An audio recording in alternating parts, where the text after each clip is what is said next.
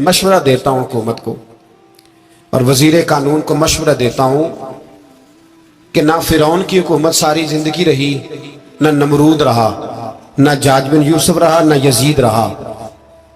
और यार दरबारी बन के हुक्मरानों की चापलूसी करते करते तुम यहां तक आ गए हो कि अब नबी पाक की इज्जत को हाथ डालना शुरू कर दिया है।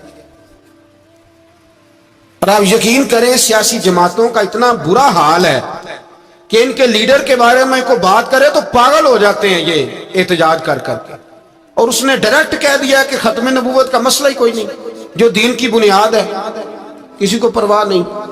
मुझे तो उन लोगों की फिक्र हो रही है जिन लोगों ने इन्हें वोट दिए हैं, वो अल्लाह को क्या जवाब देंगे। और ये अल्लाह माशाल्लाह सारी सियासी जमातें इस तरह की। और मेरा वजीर कानून साहब को भी मशवरा है कि जिंदगी बड़ी थोड़ी है, बड़ी थोड़ी।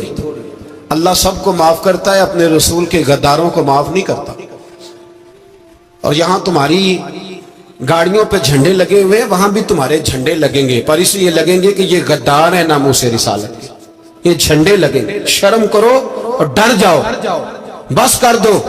तुम्हारे मुंह में अब दांत पूरे नहीं रहे। कोई शुगर का मरीज है तो कोई ब्लड प्रेशर का, तो कोई हार्ट का, तो कोई कैंसर का। शर्म करो और अपनी कब्र की भी थोड़ी सी फिक्र करो। बताओ पाकिस्तान के कितने सदर गुजरे, वजीर आजम गुजरे, तो उनकी कब्रें कहां हैं? कोई जाता है उनकी कब्रों पे? किसी को खबर है? क्यों अपने लिए जहन्नम इकट्ठी करते? सारा कुछ दुनियादारी रह गई है, सारा कुछ सिर्फ यही रह गया। हजरत अबू बकर सरदार थे, हजरत उमर सरदार थे कबीले, हजरत उस्मान सरदार थे। उन्होंने सरदारियों को ठोकर मार के रसूलुल्लाह के कदमों में बैठना पसंद किया। सरदारियां छोड़ के गुलाम बन गए। तुम सरदारियां बचाने के लिए रसूलुल्लाह की गद्दारी करते हो, शर्म नहीं आती?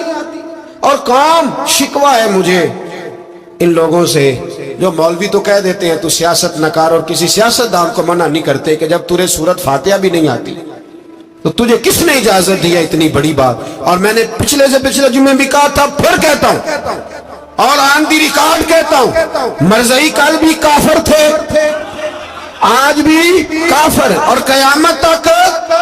और जो उनके कुफर में शक करे वो भी, और पक्का बेईमान है, काफिर है। वो वजीर कानून हो या सुबाई हो या विफाकी हो, मन शक्का फी कुफर ही फकत कफर।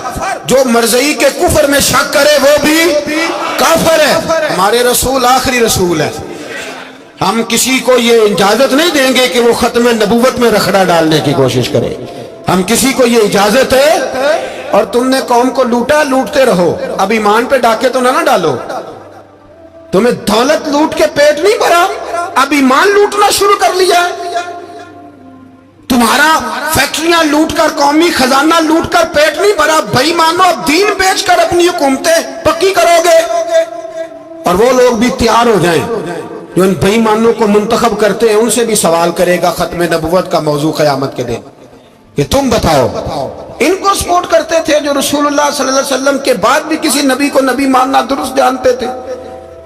शर्म आनी चाहिए, ख्याल होना चाहिए। और मैंने कहा कि हमारा दिल नहीं चाहता, आप यकीन करें, तो हमें शौक है जुलूस निकालने का, तुम्हारे खिलाफ बातें करने का। तुमने रोज थर्मामीटर निकाला होता है, चेक करते हो कि ईमान कितना है कितना नहीं है। ये पाकिस्तान अगर सूबा सिंध है तो हजरत अब्दुल्ला शाह गाजी का है, अगर बलोचिस्तान है तो हजरत बाबा अब्दुल रहमान का है, और अगर पेशावर है तो वो सूफिया का है, और अगर ये धरती पंजाब है तो ये दाता अली अजमेरी की है, ये बाबा फरीदुद्दीन की है। इसमें किसी गद्दार को कब्जा करने की इजाजत बिल्कुल नहीं मिलेगी। और हम वो लोग भी नहीं जो चुप करके अंदर सोते रहे, कौम जो करती है करती रहे, हमें परवाह नहीं। ना, ऐसी कोई बात नहीं। कोई बंदा ना समझे कि इन्हें होश नहीं, इन्हें पता नहीं, हमें सारा कुछ ही आता है। फिर अगर कल को कोई मुमताज कादरी पैदा हो गया तो शिकवा ना करना, कल को कोई फिर से आमर चीमा निकल आया तो शिकायत ना करना, याद रखना।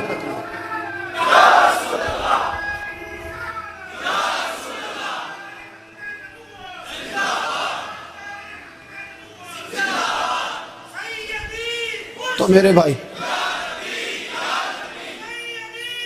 खोल के बोल, या नबी रसूल के बोल। صلی اللہ۔ تو یہ مشورہ ہے،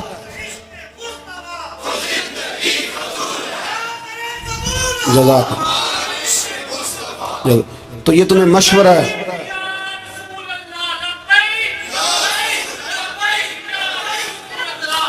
میری بات سنیں، یاد رکھیں، یہ لوگ بعد میں پچھتاتے ہیں، پھر مناظرے کراتے پھرتے ہیں، اس نے صحیح کیا کہ غلط کیا، پھر انہیں ہوش آتی ہے بعد میں، پھر ان کے ہواری نکل کے میدانوں میں دلیلیں دیتے ہیں۔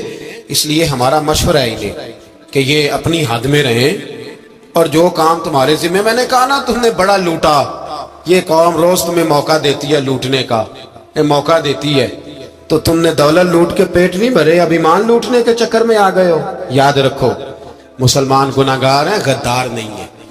تمہیں دولت لوٹنے کا تو شاید موقع مل گیا ہے، پر ایمان لوٹنے کا موقع نہیں ملے گا، تو اس لیے اس کو لگام دو۔ اور ویسے بھی کتا جو پالتو ہوتا ہے نا، اس کو گھر کے اندر سنگلی سے باندھ کے رکھنا چاہیے۔